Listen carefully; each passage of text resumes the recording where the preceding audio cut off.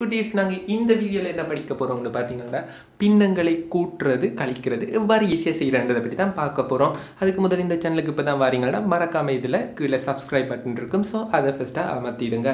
அதே மாதிரி பார்த்தீங்கன்னா எங்களோட மற்ற வீடியோஸுக்கான லிங்க்ஸ் வந்து கீழே இருக்குது. ஸோ நீங்கள் அதை அமர்த்துறது மூலம் பழைய வீடியோக்களையும் நீங்கள் ஃபுல்லாக பார்த்துடலாம். சரி, இப்போ பார்ப்போம் பின்னங்களை எவ்வாறு கூட்டுறது கழிக்கிறது ஈஸியான்றதை பார்த்துடுவோம். சரி, இப்போ பார்த்தீங்கன்னா என்ன இருக்கோம்னா இப்படி 3 சாக்லேட் இருக்குன்னு வைப்போம். அதாவது ஒரு சாக்லேட்டில் 3 பீஸாக இருக்குது. அதே மாதிரி இப்படி 2 சாக்லேட் எடுத்து வச்சுருக்கோம்.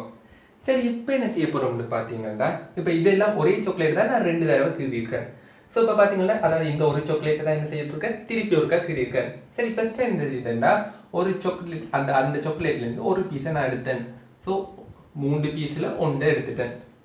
திருப்பியும் அந்த சாக்லேட்ல என்ன செய்ய போறேன் இன்னொன்று எடுக்கிறேன். அதாவது இந்த பீஸை நான் எடுத்துட்டேன். ஸோ இதில் ஒன்று இருக்காது. ஸோ இப்போ இந்த பீஸை எடுத்துக்கொள்வோம்.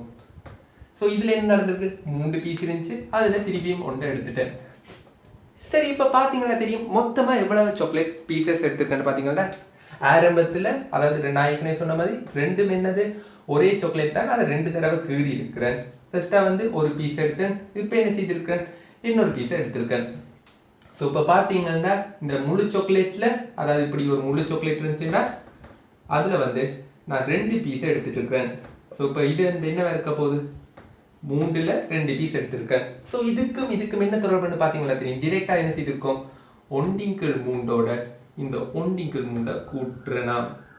ஸோ கூட்டும் போது என்ன நடக்க போகுது இந்த பகுதியில் இருக்கிறது வந்து மாறாமல் இருக்க போகுது. பகுதியில் 3 இருக்கு, இதுலேயும் 3 இருக்கு, இதுலேயும் 3 வந்திருக்கு. ஆனால் இப்போ பார்த்தீங்களா என்ன நடந்திருக்கு மேலே இருக்கிறது வந்து டிரெக்டாக கூட்டியிருக்கோம். மேலே வந்து இதில் 1 இதில் 1. ஸோ இந்த 1ஐயும் கூட்டினீங்கன்னா சரி.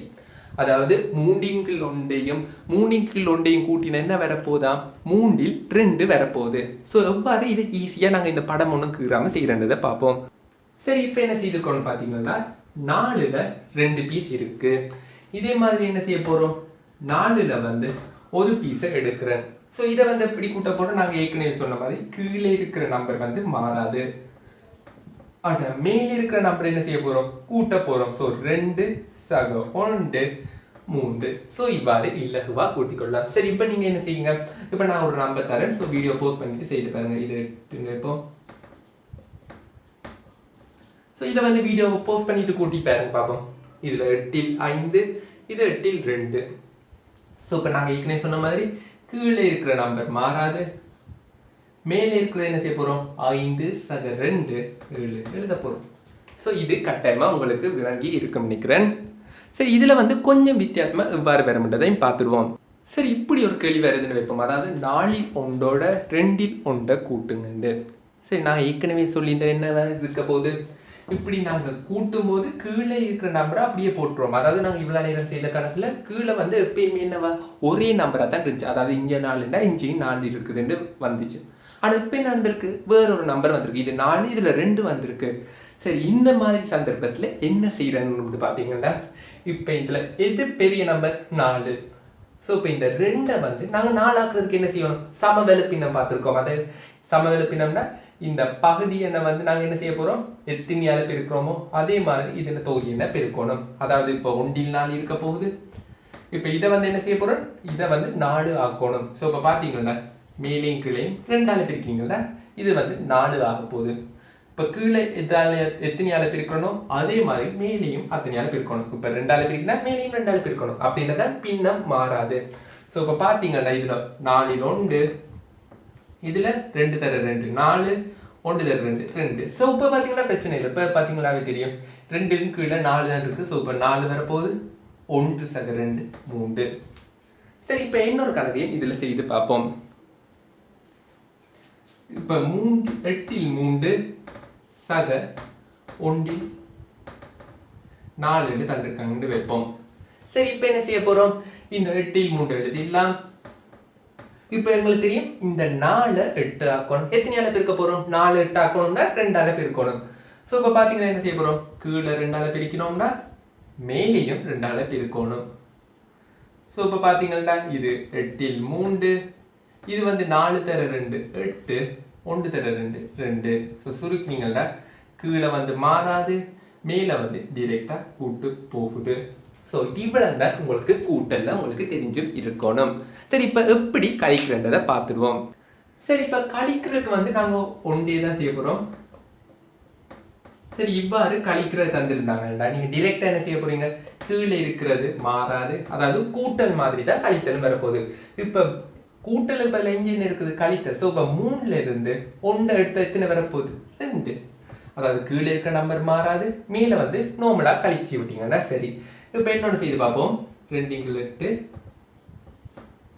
ஸோ இப்போ என்ன செய்யலாம், கீழே இருக்கிற நம்பர் மாறாது. இப்போ 2ல இருந்து 1 கழிச்சிங்கன்னா 1. ஸோ இப்படி ஈஸியாக நீங்கள் செய்திடலாம். சரி, இதுலேயும் கூட்டல் மாதிரி பகுதி எண்கள் வந்து வேறு வேறு வந்துச்சுன்னா எவ்வாறு செய்யறதையும் ஒருக்க பார்த்துடுவோம். சரி, உங்களுக்கு தாராங்க 8ல் 3 = 1ல் 4 தாராங்க வைப்போம். ஸோ இதுலேயும் என்ன செய்ய போகிறோம், கூட்டலுக்கு என்ன செய்தோமோ அதே மாதிரி செய்ய போகிறோம். அதாவது இப்போ பார்த்தீங்கன்னா இது 8ல் 3. இப்போ எங்களுக்கு தெரியும் இந்த 4 8 ஆக்கணும். 4 8 ஆக்க எத்தனையால பெருக்க போகிறோம், சாதாரணமாக சொல்லுங்க 2ஆல பெருக்கினா காணும். ஸோ இப்போ பார்த்தீங்கன்னா 4 வந்து 2ஆல பெருக்க போகிறோம். இதே மாதிரி என்ன செய்ய போகிறோம், கீழே எத்தனையால பெருக்கிறோமோ அத்தனையால மேலே பெருக்குவோம். அப்படின்னா தான் என்ன நடக்க போகுது, 4ல் 1க்கு சமனான பகுதியன் வந்து 8ஆ வரணும். ஆனால் இதில் 4ல் 1க்கு சமனான ஒரு பின்னத்தை எடுக்கிறோம், அதாவது சமபல பின்னத்தை எடுத்தாச்சு. ஸோ இப்போ பார்த்தீங்கன்னா 8ல் 3 இது வந்து என்ன இருக்க போகுது, 8ல் 2. ஸோ இனி வந்து டிரெக்டாக செய்கிறது, கீழே இருக்க நம்பர் மாறாது, 3ல இருந்து 2 கழிச்சா 1. ஸோ இவ்வளவு உங்களுக்கு செய்ய தெரிஞ்சாவே காணும். சரி, இப்போ உங்களுக்கான கேள்வி என்னன்னு பார்த்தீங்கன்னா, 12ல் 5ல இருந்து 3ல இருந்து 1 கழிச்சா என்ன விட. ஸோ இப்போ வீடியோவை போஸ்ட் பண்ணிட்டு செய்து பாருங்க. சரி, இப்போ ஏற்கனவே சொன்ன மாதிரி என்ன செய்ய போகிறோம், இப்போ 12ல் 5 இருக்க போகுது.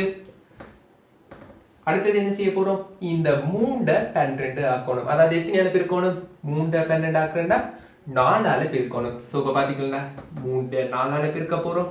இதே மாதிரி மேலே இருக்கிற நம்பரே அதே எண்ணால பெருக்குவோம். ஸோ இதை சுருக்கிங்கன்னா 12ல் 5 = 12ல் 4. ஸோ சுருக்கினீங்கன்னா 1 × 12. அதாவது கீழே மாறாது, 5ல் 4 கழிச்சா 1. சரி, இப்போ அடுத்தது வந்து நாங்கள் தர கேள்விக்கான விடையை நீங்கள் செய்து கீழே கமெண்ட்ல லீவ் பண்ணி கொள்ளுங்க.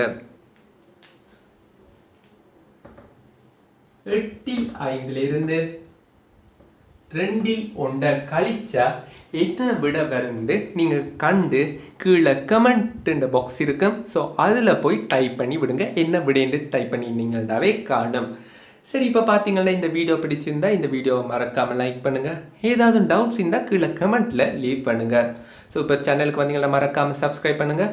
அதே மாதிரி உங்களோட ஃப்ரெண்ட்ஸுக்கும் இந்த சேனல்னு ஒன்று இருக்குது, எக்ஸ்பர்ட் யூடன்ட் இருக்குது, போய் அதை பாருங்கன்னு கட்டாயமாக சொல்லிவிடுங்க. தேங்க்யூ.